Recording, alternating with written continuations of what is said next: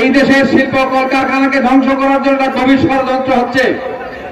এই পোশাক শিল্প বাংলাদেশ জাতীয় অর্থনীতির লাইফলাইন। যে পোশাক শিল্পের উপরে লক্ষ লক্ষ মানুষ মেয়েরা কাজ করে, সেই পোশাক শিল্পকে ধ্বংস করার জন্য আজকে ভারতীয় ষড়যন্ত্র হচ্ছে। এই দেশেও আভ্যন্তরীণ ষড়যন্ত্র হচ্ছে। সেই ষড়যন্ত্রকে মোকাবেলা করে আমি পোশাক শিল্পের মালিক এবং এই পোশাক শিল্পের নেতা আমি ছিলাম, এই শিল্পের সমিতির সভাপতি আমি ছিলাম। তাই আজকে বলবো, এই শিল্পকে রক্ষা করার জন্য আমার শেষ নিঃশ্বাস ত্যাগ করা পর্যন্ত আমি কাজ করব। কারণ এই শিল্পের মধ্যে সবচেয়ে অবহেলিত মানুষ নারী সমাজকে আমরা আজকে তাদেরকে একটা অর্থনৈতিক ভিত্তি দিয়েছে। তারা আয় করে, তারা রোজগার করে, তাদের পরিবার তাদের সম্মান করে। তাই সম্মানের জায়গায় তাদেরকে আমি রাখতে চাই। তাদের জন্য এই কর্মসংস্থান যেন কোনোভাবেই নষ্ট না হয়, তার জন্য যা করা দরকার তাই আমরা করব।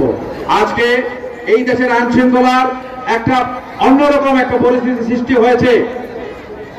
আগস্ট বিপ্লবের পরে এই আইন শৃঙ্খলা বাহিনী অনেকটা ভীত সন্ত্রস্ত হয়ে প্রবাহে চলে গিয়েছিল। তারা ধীরে ধীরে ফিরে আসতেছে। আমি মনে করি যত একটু সময় যাবে এই আইন শৃঙ্খলা পরিস্থিতির আমরা নিশ্চয়ই উন্নতি করতে পারবো। কিন্তু আমি একটা কথা মানুষ হিসেবে বলতে চাই, শুধুমাত্র পুলিশ বা আর্মির তো এই দেশ না, এই দেশটা আমাদের সবার না। আমরা সবাই যদি ঠিক পথে চলি, তাহলে পুলিশকে ডাকতে হবে কেন? এত পুলিশ পুলিশ করতে হবে কেন?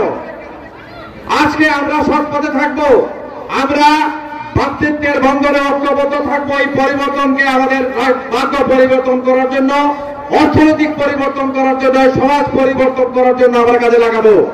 আমরা হানাহানি করলে এই জুলাই বিপ্লবের এত জীবনদান, এত রক্তদান, আবু সাইদের জীবনদান পুনরাবৃত্তি হবে না।